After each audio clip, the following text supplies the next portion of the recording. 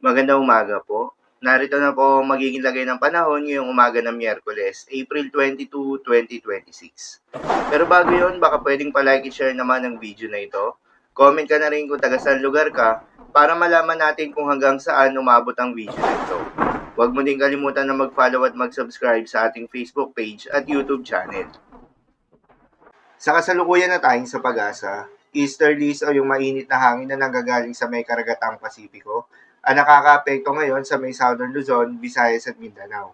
Dahil dito ay asahan yung mainit at malinsangan na panahon sa umaga hanggang sa tanghali na may mataas na tsansa ng mga pagulan o thunderstorms pagsapit ng hapon o gabi. Habang sa nalalabing bahagi pa ng ating bansa, ay asahan naman yung generally fair weather condition, subalit hindi inaalis yung tsansa ng mga biglaan at panandaliang buhos ng ulan na dulot ng mga localized thunderstorms.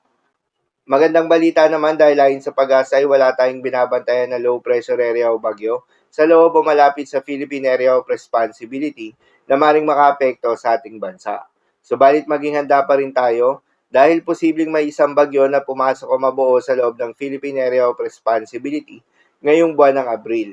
At sakaling magkaroon nga ng bagyo, posibleng maglandfall ito sa may Caraga Region, Visayas at Mindanao at tutungo ng Vietnam o magre-record patungo ng Japan o posible namang lumapit lang ito sa may Visayas at magre-record na papalayo ng ating bansa.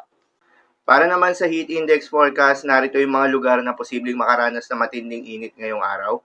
42 degrees Celsius sa may Apari, Cagayan, na kung saan ito ay nasa danger level na.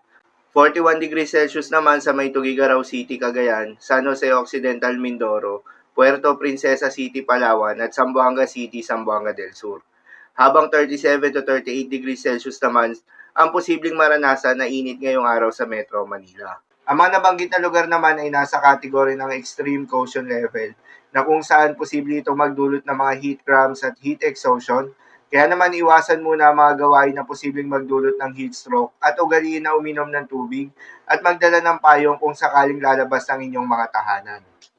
Para naman sa magiging lagay ng panahon ngayong araw ng Miyerkules, dahil nga sa epekto nitong easterlies, asahan sa Metro Manila, Calabarzon, Mimaropa, Bicol Region, Visayas at Mindanao, ang bahagyang maulap hanggang sa maulap na kalangitan na may kalat-kalat ng mga pagulan o thunderstorms. Posible ang mga pagbaha o pag-uho ng lupa during severe thunderstorms.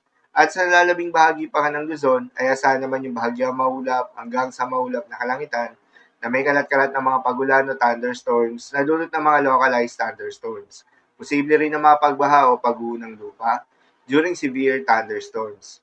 Madalas nabobo ang mga thunderstorms na ito tuwing hapon o gabi na nagtatagal ng 1 hanggang 2 oras. Kaya naman ingat sa mga posibleng banta ng pagbaha at pag-uho ng lupa, lalong-lalo na sa mga lugar na inuulan na noong mga nakaraang araw pa. Para naman sa magiging lagay ng mga dagat baybayin, ayon sa pag-asa ay wala pa rin tayong nakataas na gale warning sa anumang seaboards ng ating bansa. Kaya naman malayang makakapamalawot yung mga kababayan nating mangingisda.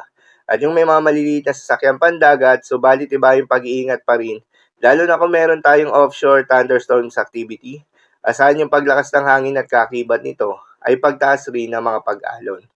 So yun lamang po para sa lagay ng panahon ngayong araw ng Miyerkules. Keep safe everyone.